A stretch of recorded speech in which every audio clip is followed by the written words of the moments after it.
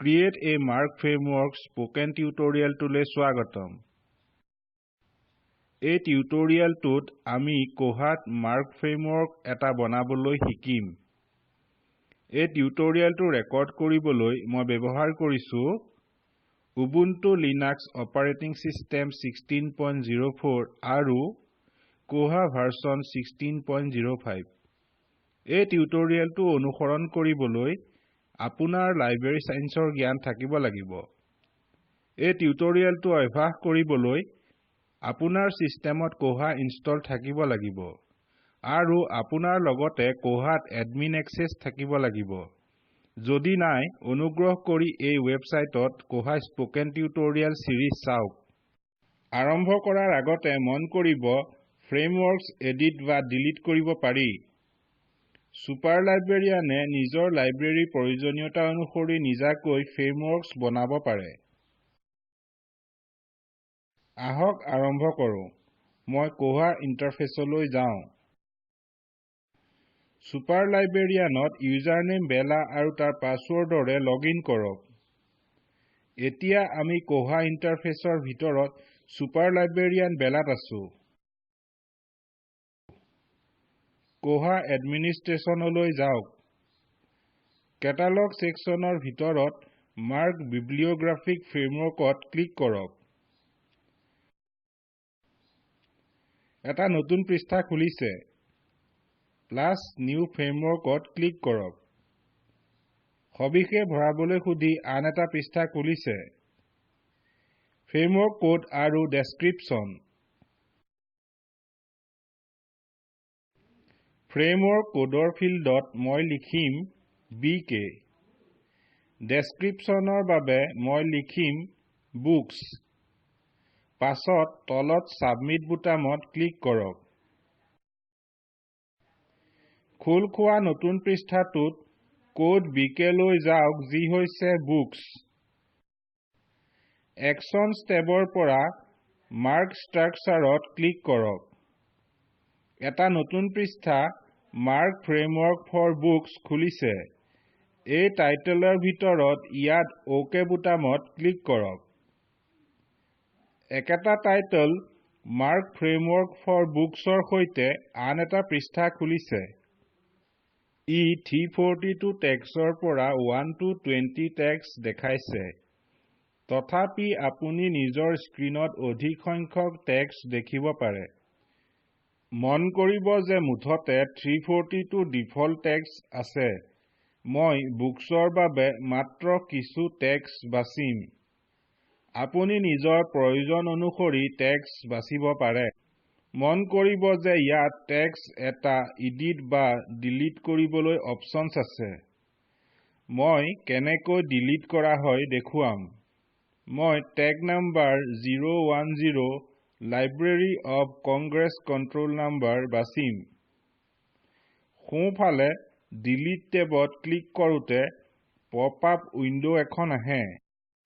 Confirm deletion of tag 010। Yes, delete this টেগত click কৰক। Tag deleted বাৰ্তাটোৰ সৈতে আন এখন উইন্ডো আহিছে। OKত ক্লিক কৰক। একেটা পৃষ্ঠা মাৰ্ক ফ্ৰেমৱৰ্ক ফৰ বুকস পুনৰ আহে। এই পৃষ্ঠাটোত টেগ নাম্বাৰ 010 আৰু দৰ্শিত নহব। একেদৰে অন্য এটা টেক্সট ডিলিট কৰক যি এটা বিশিষ্ট আইটেম টাইপৰ লগত সংগত নহয়। টেক্সট এডিট কৰিবলৈ একশনসলৈ যাওক আৰু এডিট অপচনটো বাছক। মই টেগ নাম্বাৰ 000 লিডাৰলৈ যাম। এডিটত ক্লিক কৰক। তলৰ ফিল্ডসমূহ কোহাৰ দ্বাৰা ডিফল্টভাৱে ভৰ্তি হয়। Label for leave, label for OPAC. মন কৰিব লেবেল ফৰ লিভ ষ্টাফ ক্লায়েণ্টত দৰ্শিত হ'ব। লেবেল ফৰ অপাক অপাকৰ মাৰ্ক ভিউত দৰ্শিত হ'ব। আপোনাৰ প্ৰয়োজনীয়তা অনুসৰি ৰিপিটেবল চেক বক্সত চেক কৰক। কোহায়ে ডিফল্টভাৱে mandatory checkboxত চেক কৰিব মই repeatable checkboxত চেক কৰিম মন কৰিব যে আপুনি repeatableত ক্লিক কৰে তেন্তে ফিল্ডৰ ওচৰত কেটালগিংত প্লাস চিহ্ন এটা থাকিব এইটো মূলতঃ 3 জনতকৈ অধিক লেখক বা সম্পাদকৰ বাবে আৱশ্যক হয় যি আপোনাক একেটা টেগৰ আৰু বহুতো সবিশেষ যোগ কৰিবলৈ অনুমতি দিয়ে যদি কোহাৰ দ্বাৰা mandatory to click বা স্বনিৰ্বাচিত হৈছে তেন্তে ৰেকৰ্ড সেভ নহব যেতিয়ালৈকে আপুনি এই বিশেষ টেগলৈ মান এটা নিৰ্ধাৰিত নকৰে আহক কোহা ইন্টাৰফেসলৈ ঘূৰি যাওঁ সকলো সবিশেষ ভৰোৱাৰ পাছত সেভ চেঞ্জেছত ক্লিক কৰক খোল খোৱা নতুন পৃষ্ঠাটোত মন কৰিব যে টেগ নাম্বাৰ 000 লিডাৰৰ বাবে repeatable আৰু mandatory yes হিচাপে দেখা যাব পাছত আহক অথৰিটি ফাইল সক্ৰিয় কৰিবলৈ শিকো কোহা এডমিনিষ্ট্ৰেশ্যনলৈ যাওক আৰু গ্লোবেল সিস্টেম প্ৰিফাৰেন্সেছত ক্লিক কৰক একুইজিশন প্ৰিফাৰেন্সেছ পৃষ্ঠা খুলিছে বাওঁফালে টেবৰ লিষ্টৰ পৰা অথৰিটিজত ক্লিক কৰক জেনাৰেল সেকশনৰ ভিতৰত ভ্যালু অফ প্ৰিফাৰেন্সক সলাবলৈ আৰম্ভ কৰক অথ ডিসপ্লে হায়াৰাৰ্কিৰ বাবে ড্ৰপ ডাউনৰ পৰা ডিসপ্লে বাছক অটো ক্ৰিয়েট অথৰিটিজৰ বাবে জেনাৰেট বাছক বিব্লিঅ এডছ অথৰিটিজৰ বাবে এলাও বাছক ডন্ট মাৰ্জৰ বাবে ডু বাছক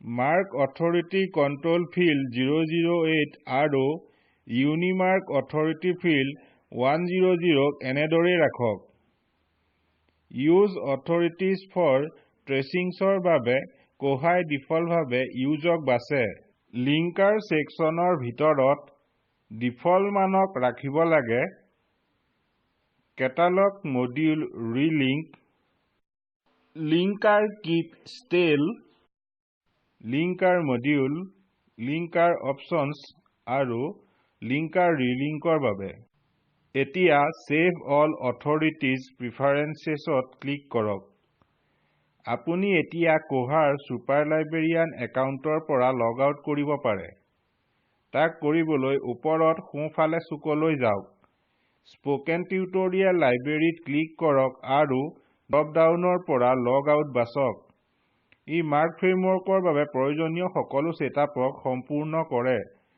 আহক মূলভাৱ চাওঁ এই টিউটৰিয়েলটোত আমি কোহাত মাৰ্ক ফ্ৰেমৱৰ্ক এটা বনাবলৈ শিকিলো এটা অনুশীলনী হিচাপে সিৰিয়েলছৰ বাবে নতুন মাৰ্ক ফ্ৰেমৱৰ্ক এটা বনাওক তলৰ লিংকৰ ভিডিঅটোৱে স্পোকেন টিউটৰিয়েল প্ৰকল্পৰ মূলভাৱ দৰ্শায় অনুগ্ৰহ কৰি ইয়াক ডাউনলোড কৰি চাওক স্পোকেন টিউটৰিয়েল প্ৰকল্পৰ দলে কৰ্মশালা পাতে আৰু প্ৰমাণপত্ৰ দিয়ে অধিক তথ্যৰ বাবে অনুগ্ৰহ কৰি আমালৈ লিখক অনুগ্ৰহ কৰি সময়ৰ লগত আপোনাৰ প্ৰশ্ন এই ফৰামত পোষ্ট কৰক স্পোকেন টিউটৰিয়েল প্ৰকল্প এনিমি আইচিটি MHRD ভাৰত চৰকাৰৰ দ্বাৰা সমৰ্থিত এই মিছনৰ বিষয়ে অধিক তথ্য এই লিংকত উপলব্ধ মই মৌচুম হাজৰিকা সংযোগ কৰাৰ বাবে ধন্যবাদ